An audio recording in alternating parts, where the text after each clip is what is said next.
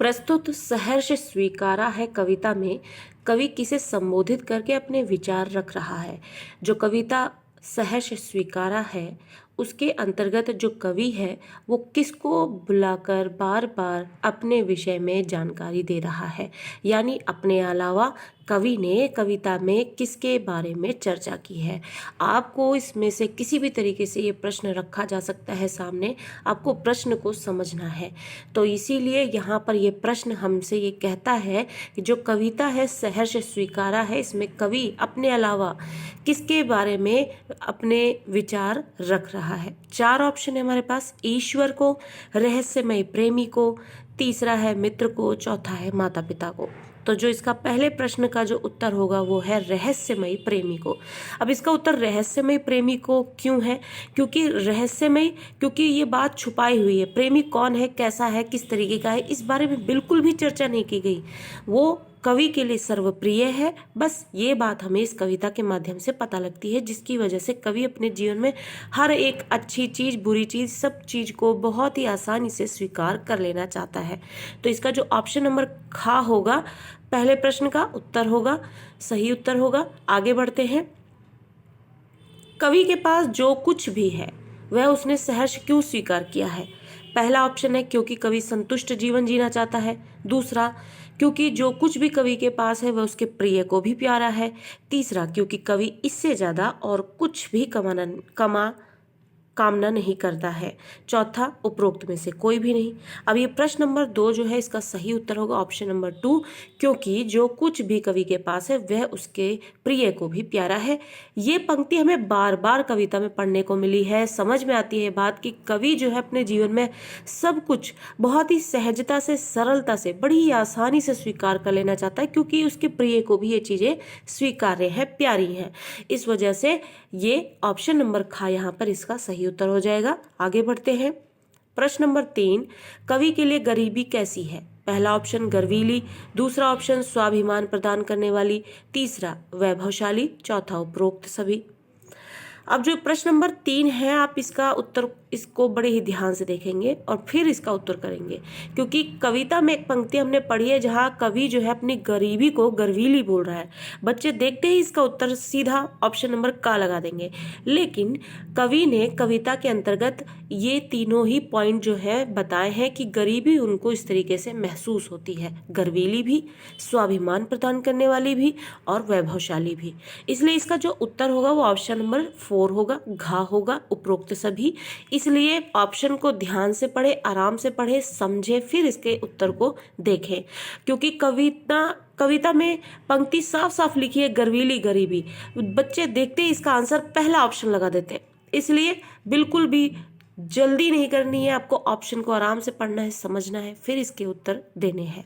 तो प्रश्न नंबर 3 का जो ऑप्शन नंबर 4 है, घा है, वो सही उत्तर हो जाएगा। आगे बढ़ते हैं। कवि किसकी खुशी में अपनी खुशी को देखता है? अब यहाँ पर कवि जो है पूरी कविता में किस तरीके से अपने प्रिय के बारे में बातें करता है, किस तरीके से वो ये बताता है कि हर चीज़ को स्वीकार करना चाहता है, क्यों करना चाहता है, इसके कारण भी बताता है, किस तरीके से वो अफेक्ट हो रहा है इन सब चीज़ों से, ये सब भी बताता है। साथ ही ये भी बताता है कि वो अपनी खुशी को किसकी खुशी में देखता है। तो यहाँ 4 ऑप्शन है हमारे पास, अपने प्रिय की, दूसरा स्वयं की, तीसरा अपने सगे संबंधियों की, तीसरा उपरोक्त में से कोई भी नहीं। जो प्रश्न नंबर 4 है इसका ऑप्शन नंबर का सही उत्तर हो जाएगा। अपने प्रिय की खुशी में जो कवि हैं वो खुशी देखना चाहते हैं। आगे बढ़ते हैं। कवि के लिए अभिनव और मौलिक क्या है? अभिनव मतलब नया, मौलिक मतलब मूल रूप यानी ओरिजिनल फॉर्म में। तो कवि के लिए वो क्या है? नया और मौलिक क्या है? पहला ऑप्शन उसके अनुभव, दूसरा उसके विचार, तीसरा उसके भाव, चौथा ये सभी। तो जो प्रश्न नंबर 5 का सही उत्तर होगा वो होगा ऑप्शन नंबर घा, ये सभी। यानी कवि के लिए जो सब कुछ नया और मूल रूप में है वो क्या क्या है? उसके अनुभव भी, उसके विचार भी और उसके भाव भी, यानी इमोशंस भी। सब कुछ उसके जो सोच, विचार, इमोशंस, सारे सब कुछ जो है उसके लिए सब कुछ नया है, मूल रूप में है। वो कहीं यहाँ पर किसी की कॉपी नहीं कर रहा, देख कर सीख कर नहीं कर रहा, सब कुछ नया है उसके जीवन में ये। तो यहाँ पर प्रश्न नंबर 5 का ऑप्शन नंबर घा सही उत्तर हो जाएगा। आगे बढ़ते हैं। प्रश्न नंबर 6, कवि को सहर्ष क्या स्वीकार है? सहर्ष यानी खुशी के साथ वो क्या स्वीकार करना चाहता है? चार ऑप्शन है हमारे पास। उसके जीवन में घटित होने वाले पल, दूसरा जागृत भावनाएं, तीसरा का व खा दोनों, चौथा उपरोक्त में से कोई भी नहीं। तो जो प्रश्न नंबर 6 है इसका सही उत्तर होगा का व खा दोनों, यानी ऑप्शन नंबर गा। जो कवि है वो अपने जीवन में घटित होने वाले हर पल को और अपने अंदर जागृत होने वाली हर भावनाओं को बहुत ही खुशी के साथ स्वीकार कर लेना चाहते हैं। तो इस तरीके से प्रश्न नंबर 6 का ऑप्शन नंबर गा जो है वो सही उत्तर हो जाएगा। अगला प्रश्न देखते हैं, प्रश्न नंबर 7, कवि को ऐसा क्यों लगता है कि उसके दिल में कोई झरना है। झरने का मतलब, झरना सब जानते हैं, झरना क्या होता है, पानी झरझर झरझर बहता रहता है। तो झरना जो है और उसमें पानी जो बहने वाला, किस तरीके से कवि जो है इसको अपने जीवन से कनेक्ट करता है। झरना, जिस तरीके से झरने में लगातार पानी बहता रहता है, वैसे ही इंसान है, उसके मन में लगातार विचारों का आना जाना होता रहता है, वो झरने के पानी की तरफ बहता रहता है। तो वो उसके दिल में कोई झरना है। अब वो क्यों ऐसा लगता है कवि को, यहाँ चार ऑप्शन है। प्रेम की अधिकता के कारण, मन की चंचलता के कारण, विचारों की अधिकता के कारण, ऑप्शन नंबर 4 घा, उपरोक्त में से कोई भी नहीं। प्रश्न नंबर 7 का जो सही उत्तर होगा वो होगा प्रेम की अधिकता के कारण कवि को ऐसा लगता है कि उसके दिल में कोई झरना है, यानी निरंतर उसके दिल में जो है वो अपने प्रिय के लिए प्यार का झरना जो है वो बहता रहता है। तो इसलिए ऑप्शन नंबर का जो है प्रश्न नंबर 7 का सही हो जाएगा। प्रश्न नंबर 8, मुस्काता चांद की कवि ने किससे तुलना की है। मुस्काता चांद यानी मुस्कुराता हुआ चांद। अब कवि ने इसकी तुलना किससे की है, समझने की कोशिश करें। चांद की तुलना ज़्यादातर कवि जो है अपने प्रेयसी से करते हैं, नायिकाओं से करते हैं। अब मुस्काता हुआ चांद यानी मुस्कुराता हुआ चांद, यानी चांद को यहाँ पर एक खुशनुमा माहौल में दिखाया जा रहा है। तो कवि अब किससे तुलना करेगा। अगर आपको कविता भी नहीं पढ़ी है अपने, तो आप एक अंदाजे से भी आप शब्दों को समझ के, उसके अर्थ को समझ के, उसके भावों को समझ के उसके उत्तर दे सकते हैं। ऑप्शन देखते हैं, अपने चेहरे से, प्रिय के खिलते हुए चेहरे से, मन की उमंग से, या फिर हृदय की प्रसन्नता से। जो प्रश्न नंबर 8 है इसका साफ साफ यही उत्तर हो जाएगा कि प्रिय के खिलते चेहरे से। चांद का जो सिमिलर जो हम अर्थ लेते हैं कविताओं में, हिंदी कविताओं में, वो नायिकाओं से लेते हैं। अब कवि के लिए तो उसकी नायिका जो है उसकी प्रिया है, यानी जिससे वो प्रेम करता है। तो मुस्काता चांद यानी उसके जो प्रेयसी है उसका खिलता हुआ चेहरा। तो ऑप्शन नंबर खा जो है प्रश्न नंबर 8 का सही उत्तर हो जाएगा। आगे बढ़ते हैं, अपने प्रिय के लिए कवि के मन में क्या है, यानी जो कवि हैं उनके लिए, अपने प्रेयसी के लिए जो है उनके मन में क्या है। अथाह सागर के समान कोमल भावनाएं, प्यार और संवेदनाएं, आत्मीयता और प्रेम का स्रोत, उपरोक्त सभी। अब आपको इसमें से एक भी ऑप्शन नहीं पता होगा, आपको एक अंदाजा है कवि ने अपनी कविता में ये बताया कि उसको अपनी प्रेयसी से अथाह प्रेम है, उसके लिए वो हर एक चीज अपने जीवन में स्वीकार करने को तैयार है। आपको तीनों ही ऑप्शन यहाँ पे पॉजिटिव दिख रहे हैं। कविता नहीं भी आपने पढ़ी है, आपको नहीं पता है, आप अंदाजे से भी इसका उत्तर कर सकते हैं।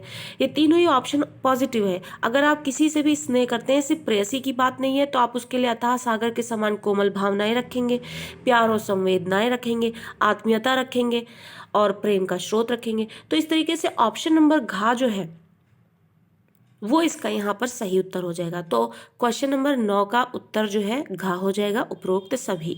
आगे बढ़ते हैं, मीठे पानी का सोता। सोता यानी कि झरना।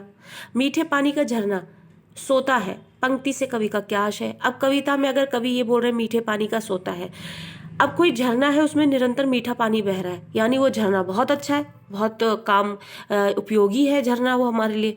तो ऐसे ही आम इंसान के जीवन में अगर इस कविता की पंक्ति को जोड़ा जाता है तो ये इससे कनेक्ट करता है कि उसके जीवन में बहुत सारी मीठी यादें हैं।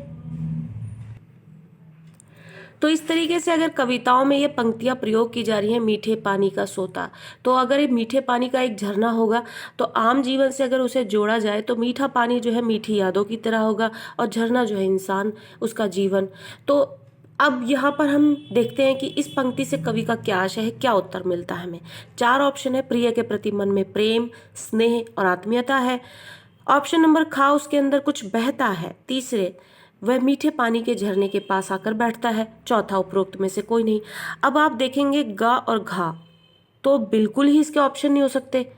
खा, ये तो बिल्कुल ही नहीं लगता है कि वो उसके अंदर कुछ बहता है, ये बताने के लिए कवि ये पंक्तियां लिखेगा। ऑप्शन नंबर का जो है साफ साफ ये बताता है कि इस पंक्ति का अर्थ क्या होगा कि प्रिय के प्रति मन में प्रेम, स्नेह और आत्मीयता जो है वो मीठे पानी का सोता है से अर्थ दे रहा है। तो प्रश्न नंबर 10 का जो ऑप्शन नंबर का है वो इसका सही उत्तर हो जाएगा। आगे बढ़ते हैं।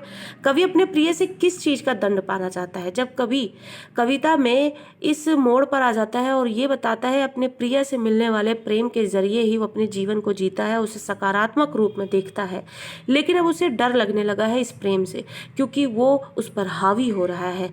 उसको डर लगता है कि कहीं किसी दिन वो प्रेम या स्नेह उससे छिन गया तो अपने जीवन को कैसे जिएगा, इसलिए वो अपने आप को दंड देना चाहता है जिससे कि वो उस पर हावी ना हो सके। तो कवि जो है वो अपने प्रिय से किस चीज का दंड पाना चाहता है इसके कारण? 4 ऑप्शन है। अपने प्रिय से अत्यधिक प्रेम करने का, दूसरा अपने प्रिय को भूल जाने का, तीसरा अपने प्रिय से दूर जाने का, चौथा उपरोक्त में से कोई भी नहीं। जो प्रश्न नंबर 11 है इसका उत्तर ऑप्शन नंबर 2 हो जाएगा, अपने प्रिय को भूल जाना। जाहिर सी बात है, अगर आप किसी से प्रेम कर रहे हैं तो वो आपके लिए एक आशीर्वाद है या फिर एक पॉजिटिव पॉइंट है, आप ये मानकर चलिए आपके लिए पॉजिटिव पॉइंट है। तो आप अब अगर उसे भूल जाना चाहते हैं तो ये एक तरीके से दंड है, ये आपके लिए एक नेगेटिव पॉइंट है। तो अब यहाँ पर कवि जो है दंड पाना चाहता है, वो दंड लेना चाहता है, अपने लिए पनिशमेंट लेना चाहता है। तो पनिशमेंट किस सेंस में मिल सकता है? उसको भूल जाने के सेंस में। तो इसी के लिए यहाँ पे प्रश्न नंबर खा का जो उत्तर होगा वो ऑप्शन नंबर खा हो जाएगा कि अपने प्रिय को भूल जाने का दंड जो है कवि पाना चाहता है। आगे बढ़ते हैं। प्रश्न नंबर 12, कवि स्वयं को दक्षिण ध्रुव के अंधकार में क्यों ले जाना चाहता है? दक्षिण ध्रुव के अंधकार को से क्या मतलब है? कविता को बहुत ही अच्छे तरीके से चैनल पर समझाया गया है। कविता को जाके देखें, पढ़ें, समझें, आपको एक एक पंक्ति का अर्थ समझ में आएगा और आपको ये प्रश्न भी उस वक्त बाद में जो है जब आप कविता को चैनल पे जाके पढ़ लेंगे अच्छे से तो आपको ये पंक्ति भी बहुत अच्छे से समझ में आएगी और आप इसके उत्तर को भी तुरंत बता सकेंगे। तो दक्षिण ध्रुव का जो अंधकार है यानी दक्षिणी ध्रुवी का जो अंधकार है वो इंसान को घोर अंधकार में ले जाता है, ऐसे दंड से आपको रूबरू कराता है जो कवि चाहता है स्वयं के लिए। तो दक्षिण ध्रुव के अंधकार में क्यों ले जाना चाहता है कवि? 4 ऑप्शन है हमारे पास, क्योंकि वह अपने प्रिय को भूलने की भूल कर चुका है, या फिर क्योंकि वह अपने प्रिय के प्रेम व स्नेह के बदले उसे कुछ ना दे सका इसलिए, या फिर तीसरा ऑप्शन क्योंकि वह अपने प्रिय से दूर जाना चाहता है, चौथा ऑप्शन उपरोक्त में से कोई भी नहीं। जो प्रश्न नंबर 12 है इसका सही उत्तर होगा क्योंकि वह अपने प्रिय के प्रेम को वह स्नेह के बदले उसे कुछ दे नहीं सका, इसलिए कवि जो है वो स्वयं को दक्षिण ध्रुव के अंधकार में ले जाना चाहता है। प्रश्न नंबर 13, कवि के अनुसार प्रिय का प्रेम व समीपता यानी जो उसके प्रिय से उसको प्रेम मिल रहा है और जो उससे समीपता मिल रही है उसके लिए क्या है वो? एक आच्छादित अंधकार, आच्छादित मतलब घेरा हुआ, ढका हुआ पूरी तरीके से, तो एक आच्छादित अंधकार के समान है। अगर आपको कोई प्रेम कर रहा है, आपके जीवन में एक सकारात्मक मोड़ ला रहा है तो क्या वो अंधकार के समान होगा? तो ऑप्शन तो ये यहाँ पर आप देखते जाइए कि आपको इस तरीके से उत्तर आपको चेक करना है कि कौन सा उत्तर होगा। तो एक आच्छादित अंधकार के समान होगा क्या वो प्रेम, दूसरा ऑप्शन अमावस्या के समान होगा, तीसरा रमणीय उजाला, रमणीय यानी आप उसमें मगन हो जाए, एक ऐसा उजाला है वो प्रेम, चौथा गहन उदासियां या फिर बहुत गहरी गहरी उदासियां जो है उसके समान है। जो प्रश्न नंबर 13 है वो इसका सही उत्तर हो जाएगा ऑप्शन नंबर ग, रमणीय उजाला। उजाला यानी एक ऐसा प्रकाश जो आपको आनंदमय कर दे।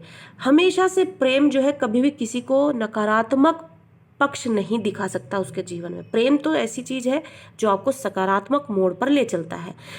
व्यक्ति उसको यहाँ पर जो कवि है उसको अपने एक पक्ष को यहाँ कविता में सामने रखते हुए दिख रहा है कि वो एक आच्छादित अंधकार के समान है, अमावस्या के समान है, गहन उदासिया के समान, यानी उस प्रेम से ढक जाने से वो अब अपने आप को ये महसूस कर रहा है कि मैं कहीं इस प्रेम को पाते पाते कमजोर ना हो जाऊं, जिससे कि इसके चले जाने के बाद मैं अपने जीवन को जी ना पाऊँ या एक राह पर लेकर चल ना पाऊँ, यानी वो अपने आप को कमज़ोर ना महसूस कर पाए और उससे होने वाली परेशानियों को झेल ना पाए।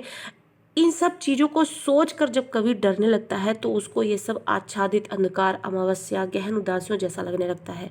लेकिन जो प्रिय का प्रेम व समीपता है, वास्तव में वो कवि के जीवन के लिए एक रमणीय उजाला है। तो प्रश्न नंबर 13 का जो ऑप्शन नंबर ग है वो सही उत्तर हो जाएगा। आगे बढ़ते हैं। प्रश्न नंबर 14, कवि क्या सहने में अक्षम है, यानी कवि क्या नहीं सह पाएगा। अक्षम मतलब कमजोर है, सह नहीं सकता।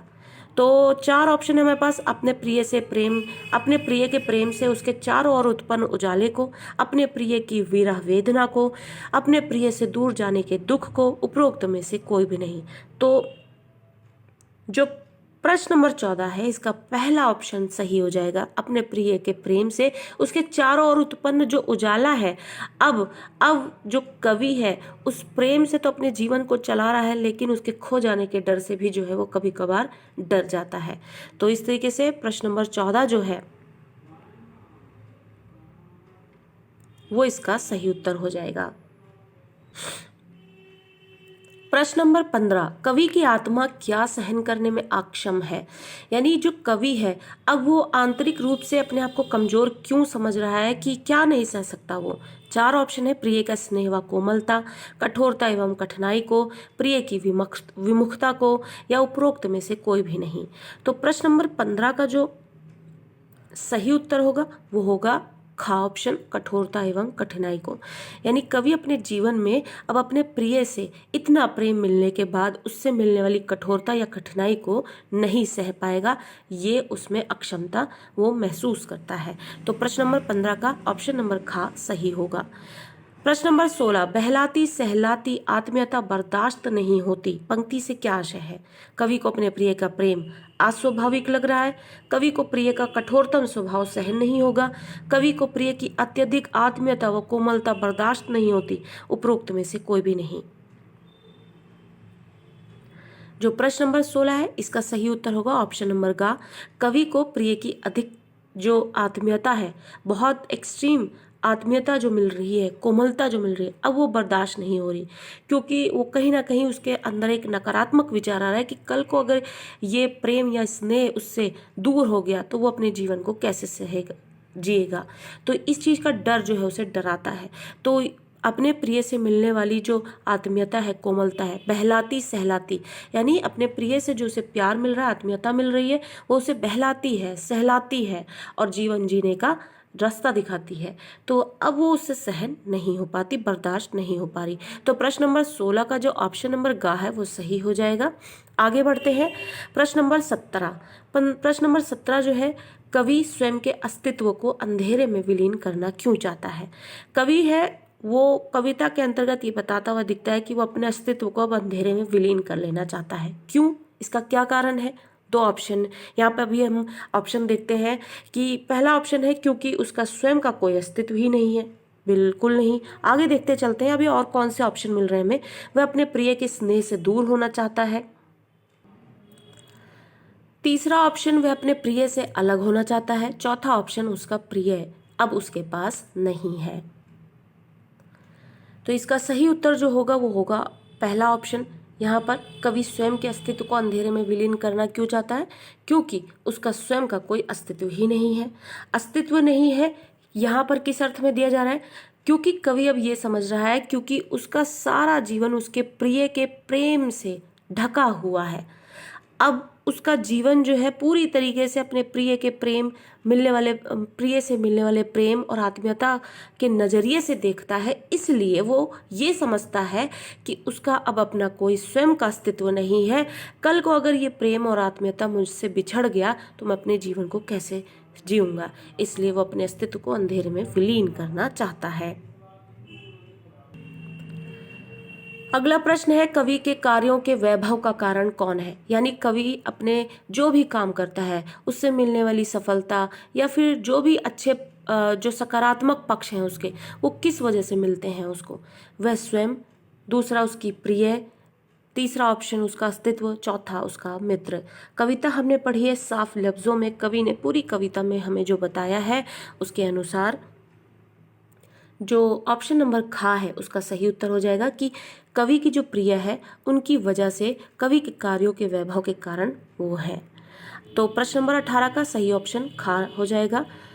आगे बढ़ते हैं। बहलाती सहलाती आत्मीयता बर्दाश्त नहीं होती है पंक्ति में कौन सा अलंकार है? बहलाती सहलाती आत्मीयता बर्दाश्त।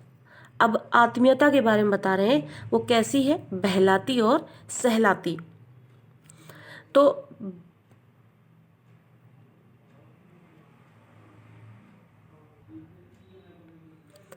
बहलाती सहलाती आत्मीयता बर्दाश्त। अब आप देखेंगे ध्यान से, जब हम अनुप्रास अलंकार के प्रकार पढ़ते हैं तो किस तरीके से हमें उसमें कई प्रकार मिलते हैं, और वो प्रकार भी यही बताते हैं कि हमें वहाँ पे वर्णों की आवृत्ति मिलेगी। अब कई प्रकारों में हमें ये भी बताया जाता है कि कुछ शब्द आगे के देखे जाते हैं और कुछ शब्द पीछे के, तो उसके अनुसार बहलाती सहलाती। अब आप देखेंगे बहलाती सहलाती में आखिरी के दो जो वर्ण है लाती और लाती, ये जो है वो रिपीट हो रहे हैं। इसकी वजह से ऑप्शन नंबर का जो है इसका सही उत्तर हो जाएगा, अनुप्रास अलंकार है इसमें।